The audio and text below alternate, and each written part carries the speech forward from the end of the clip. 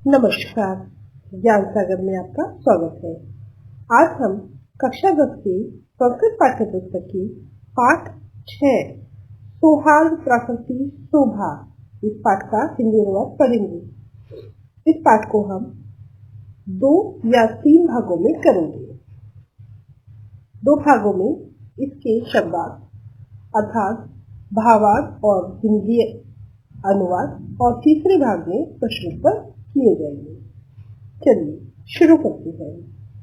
पाठ 6 सौहार्द प्रकृति शोभा अर्थात निश्चलता प्रकृति की शोभा है। हिंदी अनुवाद। अयम पाठ परस्पर स्नेह सौहार्दपूर्ण व्यवहार इत्यादि बोध्यति। इस पाठ का तात्पर्य है कि हमें एक दूसरे के साथ स्नेह और सद्भाव का व्यवहार करना चाहिए। संप्रति वयं पश्चाम यत् समाजी जना आत्माभिमानिनी सज्जाता ते परस्पर तिरस्कार कुर्वन्ति। आजकल हम देखते हैं कि समाज के जो लोग हैं वो आत्मकेंद्रित अर्थात स्वाभिमानी हो गए हैं। वे एक दूसरे का तिरस्कार करते हैं। स्वार्थपूर्ण संलग्ना ते परेशान कल्याण विषय नेव किमपि चिंतन्ति। स्वार्थ में लिप्त वे दूसरे के कल्याण के बारे में कुछ नहीं सोचते। तेषां जीवनोद्देश्यम् अधुना इदं सज्जताम्। उनके जीवन का उद्देश्य अब यह हो गया है। नि चेरनी चेरतीनि च नीचे सर्वे उपाय फलमी साध्यम अर्थात उनके जीवन का उद्देश्य बस यह हो गया है कि फल हर तरह से प्राप्त होता है। नीच अनीच और बहुत नीच किसी भी तरह से फल प्राप्त होना चाहिए। अतः समाजी पारस्परिक स्नेह संवर्धनाय अस्मिन् पाठे पशु पक्षिणां मध्येन समाजे वृहतम आत्माभिमान दर्शन प्रकृति मातु मध्यमेन अन्ते निष्कर्ष स्थापित यत् कालानुषु सर्वेषां महत्व भवति सर्वे अन्योश्रिता सन्ति।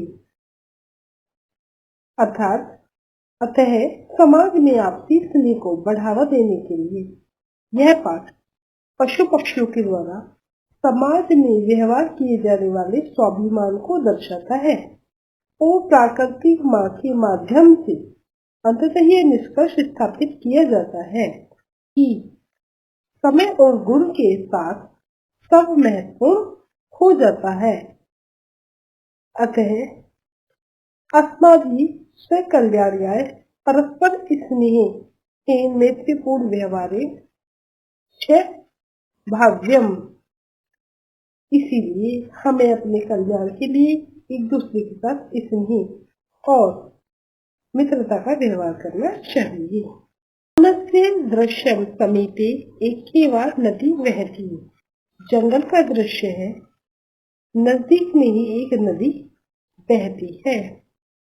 एक सिंह सुखी विश्राम्यति तदेव एक वानरः आगत्य तस्य पचधुनाति।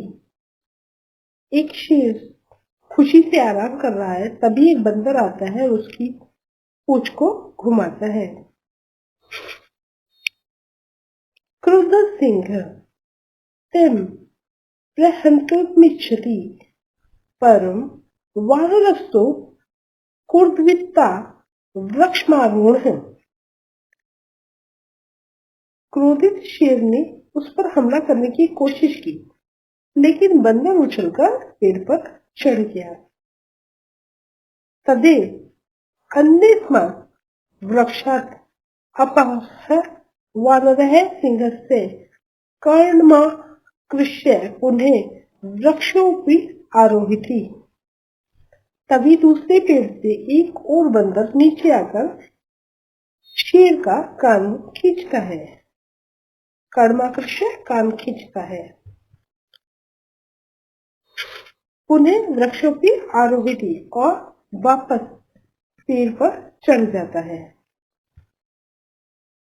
इमे वनराह वारम वारम सिंहम तुदंती। इसी तरह बंदर शेर पर बार बार परेशान करते हैं, उनके पास आते हैं। क्रुद्धः सिंह इतस्ततः धावति गर्जति परम किमपि कृतमसमर्थः एवं तिष्ठति। गुस्से में शेर इधर उधर दौड़ता है, दहाड़ता है, लेकिन कुछ नहीं कर पाता है। वानरः हसन्ति वृक्षोपरि च विविधता। परीक्षण है अपि सिंहस्य एतादृशी दशां दृष्ट्वा हर्षमिश्रित कलरव कुर्वन्ति। बंदर हंसते हैं और पेड़ों पर विभिन्न पक्षी शेर की ऐसी दिशा देखकर खुशी से कलरव करते हैं अर्थात चहचहाने लगते हैं। निद्रा भंग दुखीन वनराज तनपि तुच्छ जीवे आत्मन एतादृश्य दुरवस्था श्वान सर्वजंतून दृष्ट्वा पश्यति।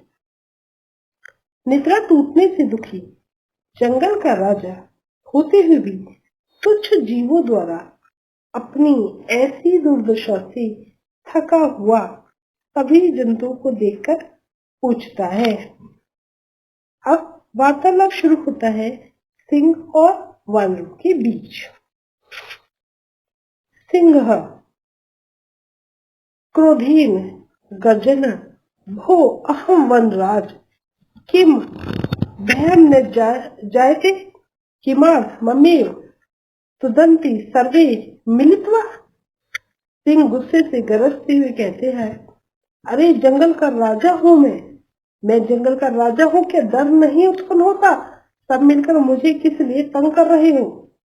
एक वानर कहता है, यत तम वन राजः भवन्तु तु सर्वथा अयोग्यः राजा तु रक्षकः भवति परम भगवान तो भक्षकः।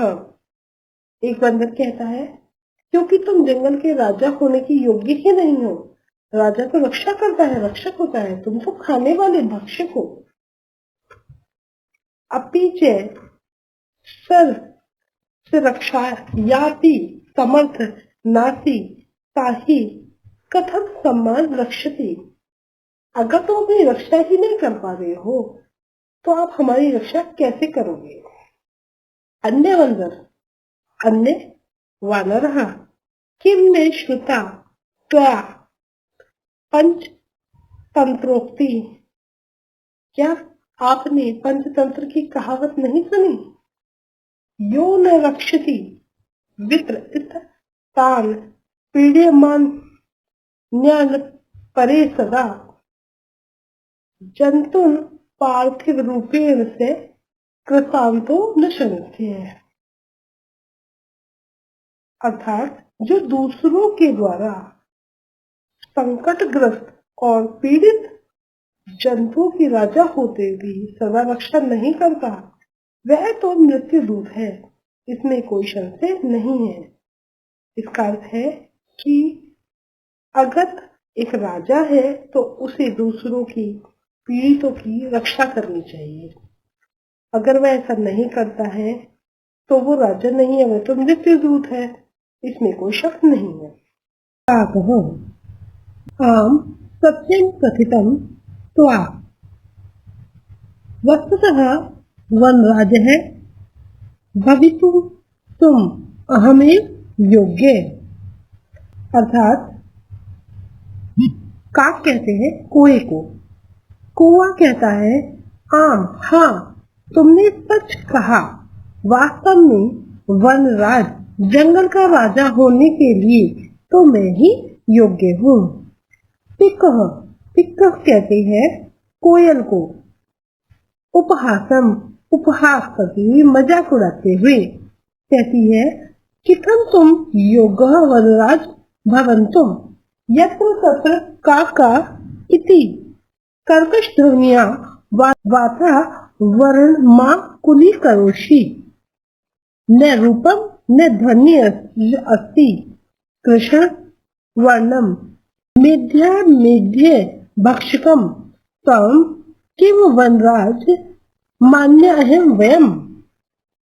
तो कोयल मजाक करते हुए कहती है, हंसते हुए कहती है, कैसे तुम जंगल के राजा वनराज हो सकने के योग्य हो, जहां तहां काव काव करके कठोर आवाज से वातावरण को व्याकुल करते हो।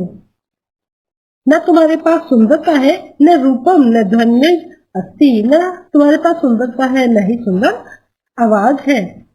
काले रंग के हो कृष्ण वर्णम, काले रंग के हो और काले रंग वाले खाने योग्य और न खाने योग्य वस्तु को भी खाने वाले तुम वनराज कैसे माने जाओ।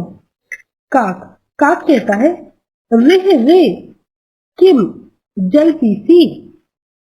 कौआ कहता है अरे अरे क्या बड़बड़ाती हो, यदि अहम कृष्ण वर्ण ताही स्वयं किम गौरवर्ण। अगर मैं काले रंग का हूँ तो क्या तुम गोरे रंग की हो। अपि च विस्मयते किम यत् मम सत्य प्रियता तु जनानाम कृते उदाहरण स्वरूपा। और मेरी भूल भी जाती हो कि तुम मेरी सत्य प्रियता, सत्य के प्रति प्रेम जो लोगों के लिए उदाहरण के रूप में है कि अनृत वदति चेत काक दृश्य इति प्रकरण। लोग ऐसा कहते हैं कि यदि झूठ बोलोगे तो कौआ काटेगा, ऐसा प्रकरण है, लोग ऐसा कहते हैं। अकस्मात अस्माकं परिश्रम एक यम च विश्व रथितम अपि च काकचेष्टम विद्यार्थी एवं आदर्श छात्र मानते। हमारा परिश्रम और एकता तो संसार में फैली है। पिक अलम अलम अति विकृतनेन किम विस्मृते यत्। अधिक आत्म प्रशंसा करने से या डींगे मारने से बस करो। किम विस्मृते यत्, क्या तुम भूल जाते हो। काक कृष्ण पिक कृष्ण को भेद पिक काक्यो, क्या तुम भूल जाते हो कि कौआ काला है कोयल काली है, कौआ और कोयल में क्या भेद है। वसंत समय प्राप्त काक काक पिक पिक, वसंत आने पर कोया कोया होता है और कोयल कोयल होती है। काक रे पर भ्रत है अहम यदि तम संतति में पालयामी ताही कुत्र स्योपिका। काक कहता है, कौआ कहता है अरे दूसरों पर पलने वाली, यदि मैं तेरी संतान को नहीं पालूं तो कहाँ कोयल हो। यदि मैं तुम्हारी संतान को न पालूं तो तुम कहाँ की कोयल हो। अतः अहम एवं करुणा पर पक्षी सम्राट काक हूँ, इसलिए मैं ही दयालु पक्षियों का राजा कोया हूँ, कौआ हूँ। गज, गज कहता है समीप आवागच्छ अरे, पास के आते पास से ही आते हुए, अरे अरे सर्व संभाषण श्रुतनेव अहम आगच्छम। अरे अरे सारी बातों को सुनता हुआ मैं यहाँ आया हूँ। अहम विशालकाया बलशाली पराक्रमी छी, मैं बड़े शरीर वाला हूँ, बलशाली हूँ और वीर भी हूँ अर्थात पराक्रमी हूँ। सिंहस्थ सिंह वा स्यातः अथवा अन्य को अपि वन्य पशुन तु तुदन्तः जन्तुमः स शूरेण पौत्रित्वा मारिष्यामि। शेर हो या कोई दूसरा भी हो, वन के पशु को तंग करते हुए, परेशान करते हुए जीव को मैं अपनी सूंड से ही पटक कर मार डालूंगा।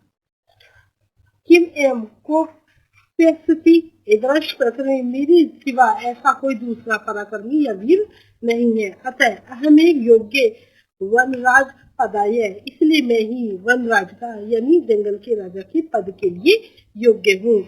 वानर अरे अरे अवम वा शीघ्र में गज स्यापी पुंछम विद्य वृक्षरोपी आरोही थी। बंदर कहता है अरे अरे, ऐसे जल्दी से हाथी के भी पूंछ को मरोड़कर पेड़ के ऊपर चढ़ जाता है। गज तम वृक्ष में सैशुंडेन आलोन यु मिच्छति परम वानरस्तु कुर्दित्वा अन्य वृक्षवरोति। हाथी उस पेड़ को ही अपनी सूंड से हिलाना चाहता है, परंतु बंदर कूदकर दूसरे पेड़ पर चढ़ जाता है। एवं गजम वृक्षात वृक्षम प्रति धावंत दृष्ट्वा सिंह अपि हस्ती वदंती है। इस प्रकार हाथी को एक वृक्ष से दूसरे वृक्ष की ओर दौड़ते हुए देखकर शेर भी हंसता है और कहता है सिंह है भो गजः ममतेवं मे वादुतन इति वानरा। शेर कहता है ये हाथी मुझको भी इन बंदरों ने ऐसे ही तंग किया था। वानर है एकमा देव तु कथ्यामि यदम मेव योग्य वनराज पदाय ये विशालकाय पराक्रमणी भयंकर चापई सिंहम गजम व पराजितु समर्था अस्माकम जाति। वानर कहता है इसलिए तो कहता हूँ कि मैं ही वनराज जंगल का राजा के पद के योग्य हूँ, जिससे हमारी जाति बड़े शरीर वाले वीर और भयानक शेर अथवा हाथी को भी पराजित करने में समर्थ है।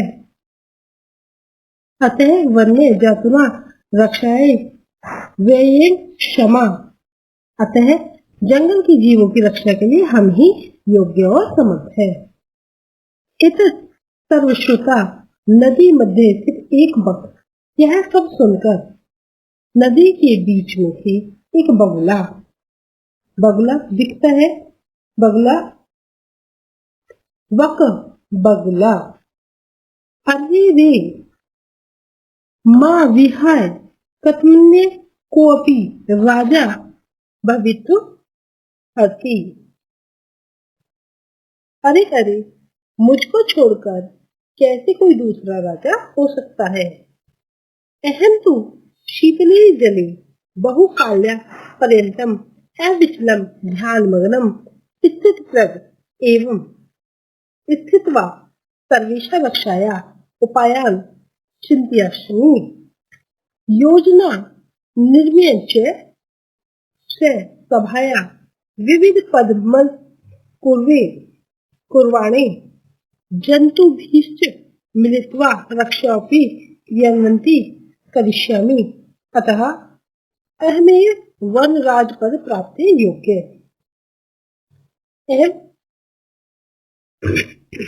वक्त कहता है कि मैं तो अहम तो शीतले जले, मैं तो ठंडे जल में बहुत समय तक स्थिर ध्यान में मग्न योगी की तरह ठहरकर स्थिर होकर सबकी रक्षा के उपाय को सोचूंगा और योजना बनाकर अपनी सभा में अनेक पदों को सुशोभित करने वाले जीवों से मिलकर रक्षा के उपायों को क्रियान्वित अर्थात साकार रूप कराऊंगा। अतएव अहमेव वनराज पद प्राप्ति योग्य, इसलिए मैं ही जंगल की राजा का पद प्राप्त करने के योग्य हूँ। मयूर मोर वृक्षोपधित अर्थात पूर्वकम वृक्ष के ऊपर से अट्ठास पूर्वक अर्थात हंसते हुए।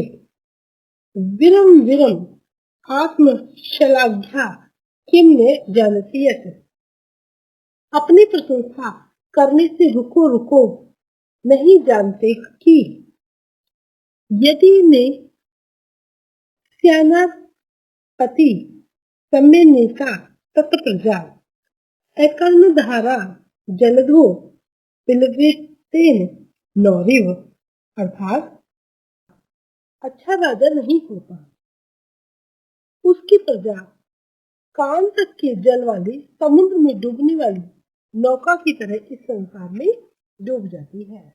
अर्थात अगर राजा अच्छा नहीं होगा तो प्रजा भी ऐसे डूब जाएगी जैसे समुद्र में कोई नौका डूब जाती है। इस तरह है संसार में डूब जाएगी।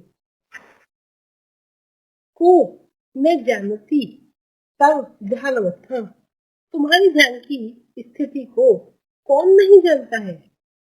स्थित प्रग इति वेदेन वराकान मीनान लक्ष्यन अधिगृह पूर्त्या बक्ष्यसि, योगी के बहाने से बेचारी मछलियों को छल पूर्वक पकड़ कर दिया जाते तो खा जाते हो। धिक्कम तब कारणात् तू सर्व पक्षी पक्षी कुल में वामती जातम, तुम्हें धिक्कार है, तुम्हारे कारण तो सारा पक्षी कुल पक्षियों का संसार ही अपमानित हो गया है। वानर सर्वगम अतः एव कथ्यामि यत् अहमेव योग्ये वनराज पदाय शीघ्रमेव मम राज्याभिषेकाय तत्पराः भवन्तु सर्वे वन्यजीवा। बंदर कहता है और गर्व के साथ कहता है, इसलिए कहता हूँ कि मैं ही वनराज वन का राजा बनने के पद के योग्य हूँ। शीघ्रमेव मम राज्याभिषेकाय तत्पराः भवन्तु सर्वे वन्यजना, सभी वन के जीव शीघ्र ही मेरा राज्याभिषेक के लिए तैयार हो जाए। मयूर मोर, अरे वानर तुष्णी भाग, अरे बंदर चुप हो जा, तुष्णी भाग चुप हो जा। कथन तुम योग्य वनराज पदाए, तुम जंगल के राजा के पद के योग्य कैसे हो। पश्यन्तु पश्यन्तु मम शीर्षि राजमुकुट में शिखा स्थाप्य विधाता इवाक् पक्षीराज कृत, अतः वने निवसन्तम मां वनराज रूपेणापि दुष्टु सज्जा भवन्तु अधुना। देखो देखो मेरे सर पर भी राजमुकुट की तरह चोटी को स्थापित करने वाले परमात्मा ने मुझे पक्षीराज बनाया है, इसलिए वन में निवास करने वाले मुझको जंगल के राजा के रूप में देखने के लिए सब तैयार हो जाए। अतः कथम को प्रियम विधातो निर्णयम अन्यार्थकृतम शम, इस समय क्योंकि कैसे कोई भी दूसरा परमात्मा की व्यवस्था को व्यक्त करने में समर्थ है। काक अरे अहिभुक नृत्यातिरिक्तम कातम विशेषता यत तम वनराज पदाय योग्य मान्य व्यम। व्यंग के साथ कहता है, कोआ कहता है कि अरे सांप खाने वाले, नाचने के अलावा तुम्हारी क्या विशेषता है जो तुमको वनराज के पद हम योग्य मान ले। मयूर यत मम नृत्यम तो प्रकृति आराधना, मेरा नृत्य तो प्रकृति की पूजा है। पश्च पश्च देखो देखो, मम पिच्छानाम पूर्व सौंदर्यम तिष्ठानो उद्धाय नृत्य मुद्राएं स्थित सन। मेरी पंखों की अनोखी सुंदरता, पंखों को खोलकर नाच नृत्य की मुद्रा में खड़ा होता हुआ मयूर कह रहा है कि देखो देखो, मेरी पंखों की अनोखी सुंदरता, कोई भी तीनों लोकों में मेरी तरह सुंदर नहीं है। नको अपि त्रिलोक्य मम दृश सुंदर, कोई भी तीनों लोकों में मेरी तरह सुंदर नहीं है।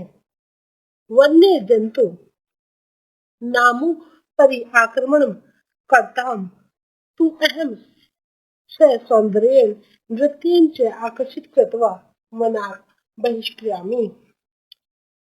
मैं जंगल के जीवों पर आक्रमण करने वालों को मैं अपनी सुंदरता और नृत्य से आकर्षित करके जंगल से बाहर कर दूंगा। अतः अहमेव योग्य वनराज पदाय, इसलिए मैं ही वन के राजा के पद के लिए योग्य हूँ। एतस्मिन्नेव काले व्याघ्र चित्रकोपि नदी जलम पातु मांतो एतम विवादम शुतु वदत च। इसी बीच बाघ और चीता भी नदी के जल को पीने के लिए आ गए। इस विवाद को सुनते वानर और मयूर काक और मयूर की वार्तालाप को पूरा कर चुके थे। व्याघ्र चित्रको और सिंह बक इनकी वार्तालाप को देखते हैं। व्याघ्र चित्रको अर्थात बाघ और चीता। अरे किम वनराज पदाया सुपात्रच्यते, अर्थात बाघ और चीता कहते हैं कि अरे क्या वन के राजा के पद के लिए अच्छे पात्र को चुना जा रहा है, प्रत्याशी को चुना जा रहा है।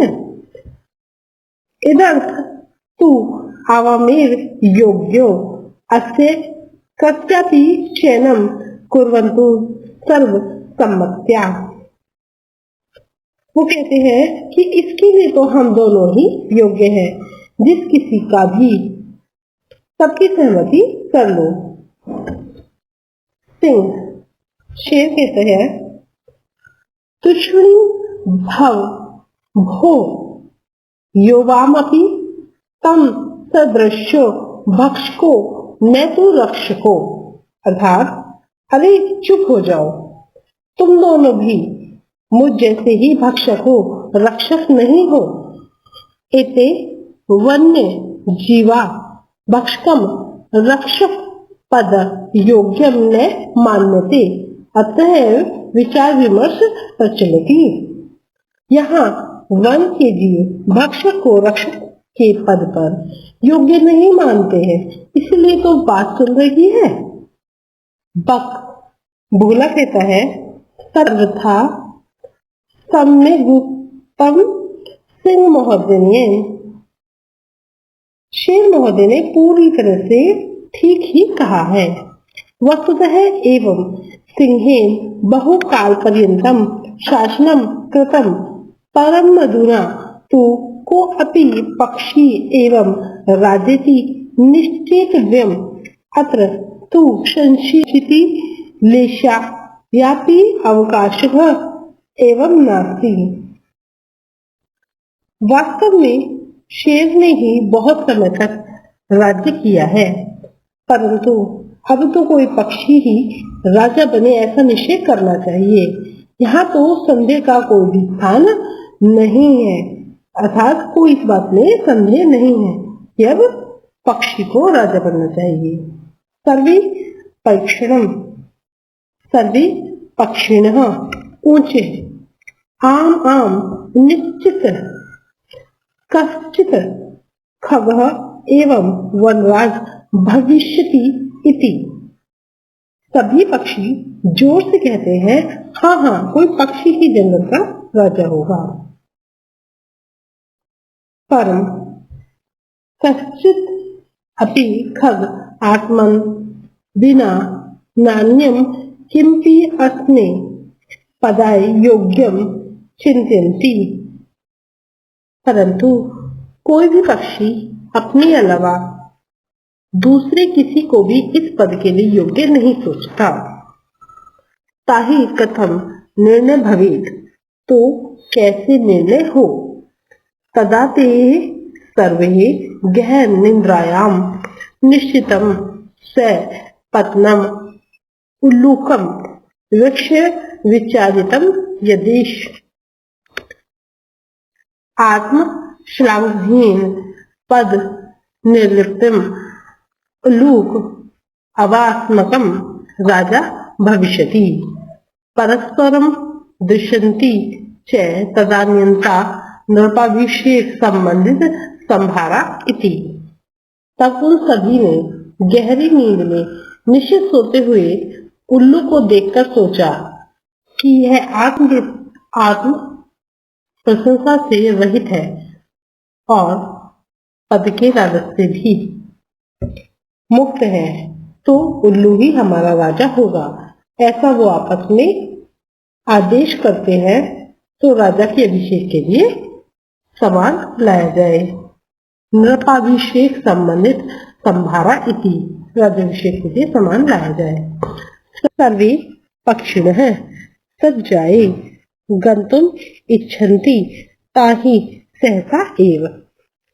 सभी पक्षी तैयारी के लिए जाना चाहते हैं, तभी अचानक ही काक कौवा अट्ठास पूर्ण स्वरेण, अट्ठास से युक्त स्वर से, हंसी से पूर्ण स्वर से कहता है, सर्वथा अयुक्त ने तत् इम यूर हंस कोकिल चक्रवाक शुक सारसादिषु पक्षी प्रधानेषु विद्ध मानेषु दिवांध अस्य कला वक्स्य अभिषेकार्थ सर्वे सज्जा। कि यह पूरी तरह से अनुचित है कि मोर, हंस, कोयल, चकवा, तोता, सारस आदि प्रमुख पक्षियों के विद्यमान होने पर दिन के अंधेरे में इस भयानक मुंह वाले का अर्थात उल्लू का राज्याभिषेक करने के लिए सब तैयार हो रहे हैं। पूर्ण दिन यावत निद्रा यम पूर्ण दिनम यावत निद्रायामानातः एष कथ सम्मानाम रक्षन्ति वस्तुतस्तु। वो आगे कहते हैं, पूरे दिन भर सोता हुआ यह कैसे हमारी रक्षा करेगा। वस्तुतः स्वभाव रुद्रम के युग में क्रूरम प्रियवादिनीनम अलूकम नृपति कृत्वा काना सिद्धि भविष्यति। अर्थात वास्तव में तो भयानक स्वभाव वाले, बहुत क्रोधी, निर्दयी और अप्रिय बोलने वाली उल्लू को राजा बनाकर निश्चित रूप से क्या सफलता या क्या लाभ होगा। ततः प्रवेशति प्रकृति माता, उसके बाद प्रकृति माता का प्रवेश होता है। प्रकृति माता स स्नेहिम वो प्राणिनम। प्रकृति माता प्रेम के साथ बोलती हैं कि अरे अरे जीवो, यूयम सर्वे में संतत्य, तुम सब ही मेरी संतानें हो। कित्थम मिथ्यः कलहम कुरुत, वस्तुतः सर्वे वन्य जीवनम अन्यश्रिता सदैव स्मृत। क्यों आपस में लड़ते हो। वास्तव में सभी वन्य जीव जन प्राणीगण एक दूसरे पर आश्रित होते हैं। हमेशा इस बात को याद रखो। ददाति प्रतिग्रहणाति गृहमाख्याति पच्यति भुनक्ति भोज्यते शेव षड विधम प्रति लक्षणम सर्वे प्राणिनः संवेद सरेण। तो प्रकृति माँ कहती है कि सदैव याद रखो, जो देता है, लेता है, गुप्त बातें बताता है, अर्थात सावधान करता है, पूछता है, खाता है और खाने के लिए जोड़ता है। 6 प्रकार के प्रेम के लक्षण मित्र के लक्षण होते हैं। सभी प्राणी एक स्वर में बोलते हैं। प्रकृति माँ ने क्या समझाया कि जो प्राणी होते हैं उन्हें सबको इस बात का ध्यान रखना चाहिए कि मित्र क्या है, मित्र के लक्षण क्या है। जो साथ रहते हैं, साथ खाते हैं, अपनी गुप्त बातें बताते हैं, याद देते हैं, लेते हैं, सावधान करते हैं और खाने के लिए जोड़ते हैं, खाना खाते हैं साथ में। 6 प्रकार के जो लक्षण हैं ये प्रेम के लक्षण, मित्र के लक्षण हैं। सर्वे प्राणिना संवेद सर्वेण, सभी प्राणी एक स्वर में बोलते हैं। मातः कथ्यति तु भवति सर्वथा सम्यक् परम व्यम भवतीं न जानामि भवत्याः परिचयः का। हे माता, आप तो पूरी तरह से ठीक कहती हैं, परंतु हम आपको नहीं जानते। आपका क्या परिचय है? भवत्या परिचय क्या, आपका क्या परिचय है? प्रकृति माता कहती है, अहम प्रकृति है युष्माकम सर्वेशा जननी, मैं प्रकृति तुम सबकी माँ हूँ। यूयम सर्वे एवं मैं प्रिया, तुम सभी मेरे प्रिय हो। सर्वेषामेव मम कृते महत्वम विद्यते यथा सम्यम न तावत् कलहेन सम्यम वृथा याप्यन्तु अपितु मिलित्वा एवं मोदभ्यम जीवनम च रसमय करुध्यम। सभी का ही उचित समय पर मेरे लिए महत्व, जो जहाँ से समय को व्यर्थ न बताओ बल्कि मिलकर ही प्रसन्न हो, जीवन के रस से युक्त, खुशी से युक्त करो। तदथा किथम, जैसा कि कहा गया है, प्रजा सुखी सुखम राज्ञे प्रजानाम च हिते हितम, नात्म प्रियम हितम राज्ञ है प्रजानामम तो प्रियम हितम। अर्थात राजा का प्रजा के सुख में ही सुख और प्रजा के हित में ही अपना हित होता है। राजा का अपना हित और अपना प्रिय नहीं होता है, प्रजाओं के हित ही तो उसे प्रिय होते हैं। अब पीछे और ये भी कहा गया है, अगाध जल संचारी न गर्भ यति रोहित अंग गुष्ठित के मात्रेण शफरी फुरफुरियाते। अर्थात जल में घूमने वाली रोहू नामक मछली कभी भी अपनी कुशलता पर गर्व या घमंड नहीं करती, परंतु अंगूठे मात्र अर्थात थोड़े से जल में घूमने वाली छोटी सी शहरी मछली जो होती है वो फुदकती है। अतः भवन्तः सर्वे अपि सपरिव्रतः, अतः भवन्तः सर्वे अपि सपरिवत एकस्य गुणस्य चर्चा विहाय मिलित्वा प्रकृति सौंदर्याय वन रक्षाय च प्रेतात्म। अतः आप सभी छोटी छोटी शहरी मछली की तरह एक एक गुण की चर्चा को छोड़कर प्रकृति की सुंदरता और वन की रक्षा के लिए मिलकर प्रयत्न करें। सर्वे प्रकृति मात्रम प्रणमति मिलित्वा दृढ़ संकल्पपूर्वक च गायति। सभी जीव जंतु प्रकृति माता को प्रणाम करते हैं और मिलकर मजबूत संकल्प के साथ गाते हैं। क्या गाते हैं? प्राणिनाम जयते हानि परस्पर विवादितः अन्योन्यो सहयोगेन लाभ शेषा प्रजायते। अर्थात आपस के विवाद, लड़ाई झगड़े से सभी जीवों की हानि और नुकसान होती है। परस्पर एक दूसरे को सहयोग से उनका लाभ हुआ करता है। चलिए साथ में ही इसके प्रश्नोत्तर भी कर लेते हैं। पहला प्रश्न, एक पद में उत्तर देना है। वनराज की व्यवस्था प्राप्त। तो वनराज जो है उनकी व्यवस्था किस तरह हुई थी, यानी शेर की व्यवस्था कैसे हुई थी? तुच्छ जीवों के द्वारा। का वातावरण कर्कश ध्वनिना आकुलित करोति। काक वातावरण कर्कश ध्वनिना आकुल करोति। गे काक चेष्ट विद्यार्थी कीदृश छात्र मानते। तो काक चेष्टा वाले जो विद्यार्थी होते हैं कैसा माना जाता है उनको? आदर्श। इसका अर्थ होगा आदर्श छात्र मान्यते।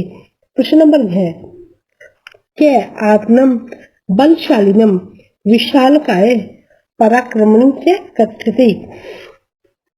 गज आत्मनम बलशाली विशालकाय पराक्रमणी से कथ्यते। ड बकह की दृष्णाम मीननाम कृत्य भक्षति। तो बक वारकान, बकह वारकान मीननाम क्रूरतया भक्षति। प्रश्न नंबर 2,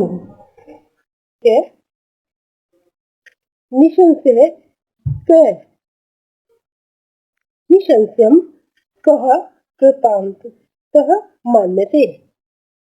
निशंस्य से एवं कृतांत मान्यते यह पार्थिव रूपेण सदा परः विप्र तान पीड़ितमान जीवनान्य रक्षति।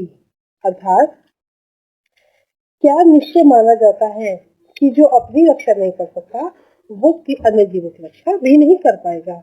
है बकह